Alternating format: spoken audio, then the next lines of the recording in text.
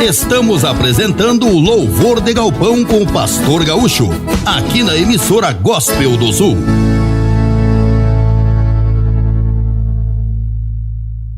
De volta com o nosso programa Louvor de Galpão, aqui pela Felicidade. Vou convidar o professor aqui para alimentar os bichos aqui também, aqui, as galinhas, né, as ovelhas, os gansos, o peru, que a gente já tá engordando, porque o Natal tá perto aí, né, o professor. Professor Wagner, que também é membro da igreja Encontros de Fé, tá conversando com a gente aqui no nosso programa, falando um pouco da história do Rio Grande do Sul, falando um pouco do movimento tradicionalista gaúcho, né, do MTG, tudo isso aqui no programa que segue até às 11 da manhã. Né, professor? Legal, isso aí. Uma coisa que é legal lembrar é que esse movimento, toda essa cultura gaúcha, isso é arte, né? Isso é arte. Quando tu vai assistir o Enarte, por exemplo, antigo Fegarte, é uma coisa muito linda a interpretação que esses CTGs fazem, né? Aldeia dos Anjos, a Chaleira Preta, né? Que são os ícones, né? Dessa apresentação em rodeios. Os caras dão um tiro pra cima com festim, botam roupa típica da época, fazem todo um teatro, eles conseguem fazer um teatro junto com a dança, né? Não tem como não se emocionar, né? Se tu vai a Santa Cruz assistir, tu fica assim, emocionado, né? E eu já fiquei emocionado muitas vezes assistindo esses rodeios, né? Como é forte isso. Outra coisa eu acho que interessante se comentar, as escolas precisam trabalhar essa questão, por exemplo, do hino. Eu sei que já existe esse trabalho, mas hoje em dia a gente percebe muitos adolescentes resistentes a cantar o hino do Rio Grande, né? Trabalhar a questão da identidade, da nossa identidade como povo, né? Então o hino do Rio Grande do Sul é a identidade minha como sul-rio-grandense, o hino nacional é minha identidade como brasileiro. É a mesma coisa a pessoa que não gostar de ser chamada pelo nome, né? Por que nós falamos bah? Porque nós temos essas nossos cacuetes da língua. É a nossa identidade, né? Nós somos um pertencimento a uma terra, né? Por que é o termo cavalo crioulo? Por que o termo crioulo surgiu lá durante o descobrimento, a relação dos descendentes de europeus que nasciam aqui, né? Então, ou seja, são crioulos é porque são da terra. Então o cavalo crioulo, o termo cavalo, por que é um cavalo crioulo? Porque é um cavalo da terra, é um cavalo daqui, não tem em outra parte do mundo esse cavalo. Assim como a gente tem um tradicional programa Galpão Crioulo. O Galpão Crioulo, exato, é da terra, é daqui, né? Não vai ver um crioulo confirmado, registrado e confirmado lá na Alemanha, tu vai ver outro tipo de cavalo, né? Interessante, a menos que vá daqui para lá, né? Comprado, né? Na Expo Inter. Mas é interessante trabalhar isso em sala de aula, a questão da identidade do gaúcho, né? E como isso é forte e como isso é pop, né? Por exemplo, a cultura pop é um conceito novo nas escolas, porque é um conceito novo já no meio acadêmico.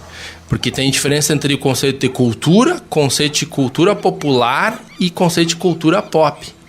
Né? A cultura pop vai surgir com as culturas de massa, com o capitalismo, com o surgimento das mídias, da internet, com o bem de consumo, né? Então, por exemplo, num show de talentos, não é cultura popular, mas ali dentro tem elementos pop. Por exemplo, à medida que um aluno ele canta uma música, por exemplo, do Vitor e Léo, num show de talentos, isso é cultura pop. Né? Porque ele está se alimentando. No momento que eu tô dando uma aula de história e ele eu vi isso aí lá naquele filme O Tempo e o Vento, né? Uhum. E é cultura pop, porque esse filme ele faz parte de uma indústria cultural, né? Então essa relação precisa ser trabalhada. E a questão da identidade, né? Como a gente relembrou aqui, a questão, por exemplo, do rap, da trova e das modas de viola. É tudo desafio que envolve rima, né? Mas qual que é o que está impregnado de cultura pop? Tu vai ver, por exemplo, o rap, que é nacional, né? Mas, por exemplo, numa farroupilha, daí tu dá um espaço para um aluno ele cantar um Luiz Marenco, é cultura pop, né? Ele cantar um Che Music, um Teixeirinha, tu já vai ver mais difícil, porque é de uma geração anterior, né? Então tu vai ver hoje assim eles cantando Che Music, Luiz Marenco, né? Todo esse pessoal que tá na mídia bombando. né? Então isso é cultura pop e cultura popular, né? Então a questão da nossa raiz tem que ser relembrada, né? Por que eu sou gaúcho? E o termo gaudério, né? Que o termo gaudério é considerado mais chulo, mais assim, sem vergonha. Em outros espaços, eu sou gaudério, né? Então o termo mais correto seria o sul-rio-grandense, né?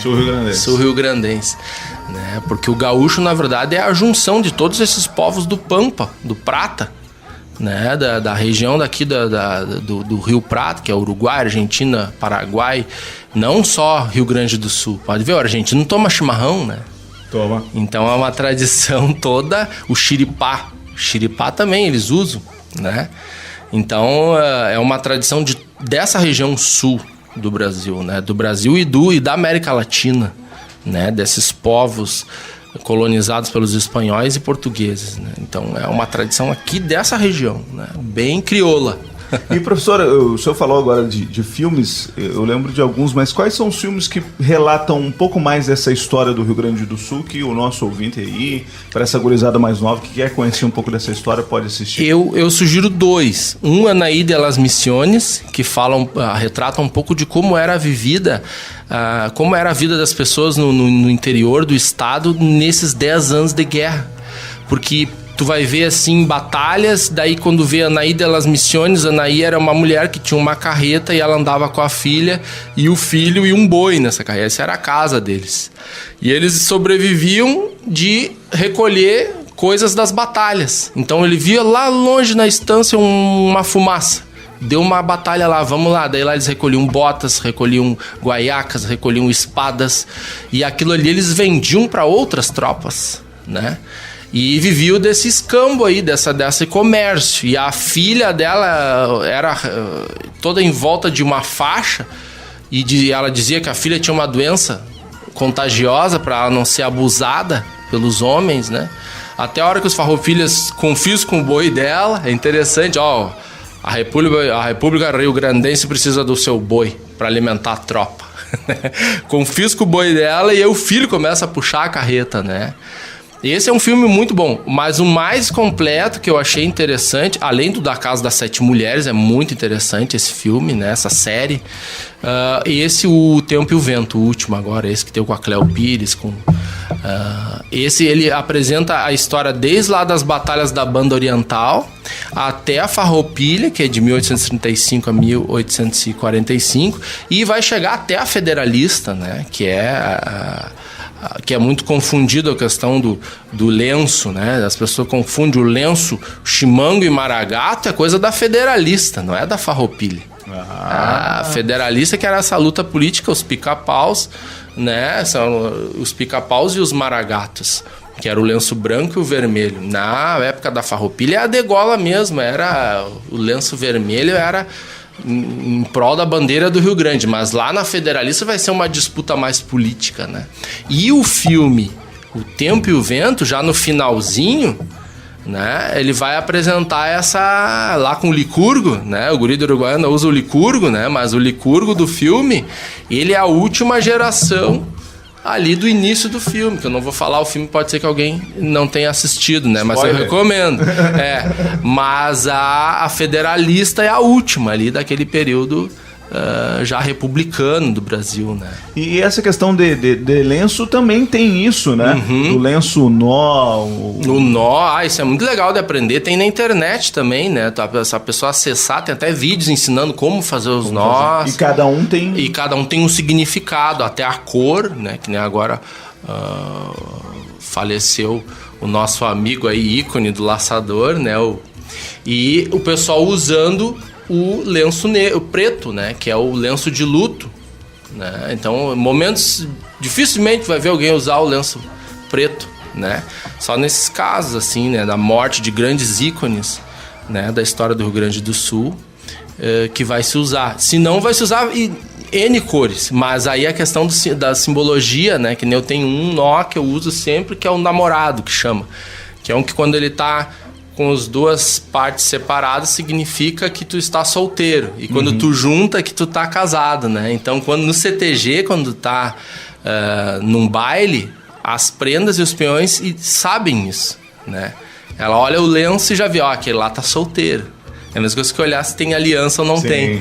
Né? Então, assim, o lenço, toda essa comunicação que é gauchesca. Aliás, o dicionário gauchesco é uma coisa interessante de se estudar, né? E tem acesso hoje à internet ainda. Sim, tem cada palavra que tu, por exemplo, abichornado, né? Quando ele fala naquela declamação que eu vou falar do Cusco, né? Um dia eu andava abichornado, bebendo mais que o costume. Essas coisas de rabicho, de ciúme. Então, abichornado é cansado, é esgotado, é de saco cheio. Sim. Né? E aí o outro já vai levar por lado que é outra coisa, né? Que papo é esse de abichornado, né? Mas eu não, capaz. Eu não. Então, eu andava cansado. Quando eu vou declamar, eu até falo cansado às vezes, né? Quando tá no meio de gente muito maliciosa, eu falo cansado, né? Em vez de falar bichornado. Mas é uma cultura, assim, que o Rio Grande do Sul, realmente, eu acredito que ele é especial na nação brasileira. É um estado que deu muito trabalho, né, com a Farroupilha e com a Era Vargas, por exemplo. Aliás, o Vargas, se ele tivesse em Brasília, não teria caído, né? O Vargas só caiu porque estava no Rio de Janeiro, no Catete, estava na panela de pressão, né? Porque tem toda uma estratégia de tirar a capital do litoral, primeiro pela questão das invasões, está muito próximo do mar, segundo pela questão do poder, né? Por que na Francesa o Palácio de Versalhes não era na capital? Era destacado. Para quê? Porque é mais difícil do povo ir lá fazer manifestação, então sair daquela panela de pressão, né? Então Vargas, todo esse tempo que ficou no poder, se tivesse em Brasília, cara, periga tá o neto dele lá hoje ainda. Até hoje. Professor Wagner, e falando agora da sua caminhada de fé, como é que foi esse encontro com Jesus? O meu encontro com Jesus foi assim, eu já tinha até um pouco me afastado do movimento tradicionalista por questão do trabalho e de estudo, né? Mas eu me encontrei com Cristo sozinho, trabalhando de auxiliar de vigilante numa guarita, 3 da manhã, e escutando a rádio. Pela rádio na época, naquela ignorância, a rádio dos crentes, né? Eu me converti, fui tomado pelo Espírito Santo uma madrugada, fui batizado. A importância do rádio, né? Que vai aonde a gente não imagina. Eu nunca vou esquecer, recente eu saí do exército e eu queria entender por que daquela minha situação. E que eu não queria estar trabalhando de madrugada, queria trabalhar de dia, queria dar aula já. E as coisas não aconteciam, mas era um trabalhar de Deus na minha vida, né? E aí eu perguntei para Deus, o que foi que eu fiz para passar por aquilo? Na mesma hora, assim, eu senti uma convicção de resposta, entendi o que era, pedi perdão para Deus e uma nova chance. Mas isso tudo depois que eu ouvi a oração de um pastor ali falando assim, você faça a oração comigo, naqueles programas da madrugada, né? Repita essa oração. Daí eu fiz uma oração de renúncia e de entrega. Renunciei várias coisas na minha vida e me entreguei para o Senhor, né? E aí quando eu falei, Senhor, me perdoa, me dá uma nova chance, eu comecei a falar em outras línguas, cara. Eu fui tomado por uma alegria, uma felicidade que eu achava que era loucura aquilo. Não tem mulher, não tem cerveja, não tem coisa comparável ao fogo do Espírito Santo. Eu comecei a falar, minha boca começou a sair rababacuri, andalabacanta, e começou a vir as línguas, rapaz. E foi algo lindo, sabe? E aí eu comecei a viver mediante a fé naquele toque, naquela glória, né? E hoje estamos aí na fé, né? Estamos aí na fé e cultuando também. É possível, sim, ser gaúcho e crente. É o pastor gaúcho comigo aí, né? Tem pastor que é gaúcho, então... Ó, confirmado aqui, ó, próxima vinda vai declamar sobre o Cusco. O Cusco. Vai marcar aqui, vai vir aqui. E vamos tentar declamar montar uma voltada pro povo de Israel, no estilo gauchesco. Essa aí é um desafio, né? Obrigado pela presença aí, viu, pastor? Prazer. Já está profetizando sobre a minha vida. Amém? Amém? Recebo. Recebe. Esse é o programa Louvor de Galpão. Continue aí ligado junto com a gente.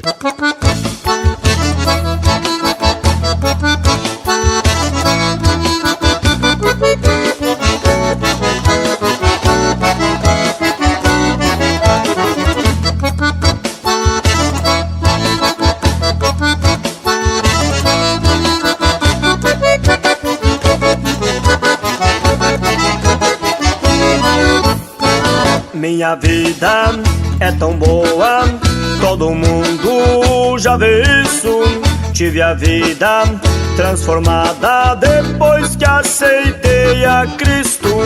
Minha vida é tão boa, todo mundo já vê isso. Tive a vida transformada depois que aceitei a Cristo. Eram tantos os problemas que me faziam sofrer, lutas e tribulações, era triste o meu viver.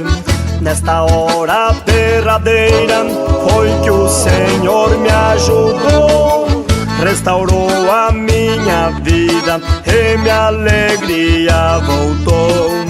Restaurou a minha vida e minha alegria voltou.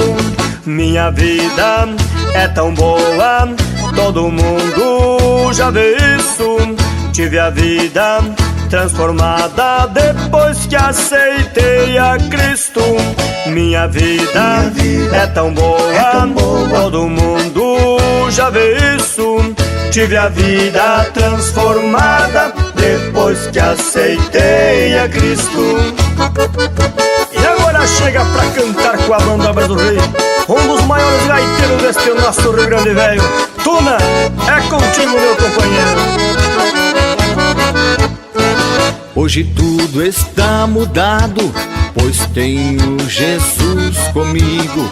Me conduz sempre em vitória e me livra do perigo.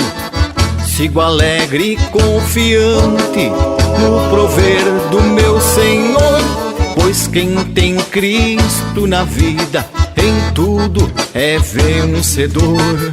Pois quem tem Cristo na vida em tudo é vencedor. Minha vida é tão boa, todo mundo já vê isto. Tive a vida transformada depois que aceitei a Cristo. Tchê. Minha vida é tão boa, todo mundo já vê isto. Tive a vida transformada depois que aceitei a Cristo. Obrigado, irmãos e amigos da banda Obras do Rei. Que Deus sempre abençoe vocês por estas andanças, levando a palavra do Senhor através da nossa música gaúcha.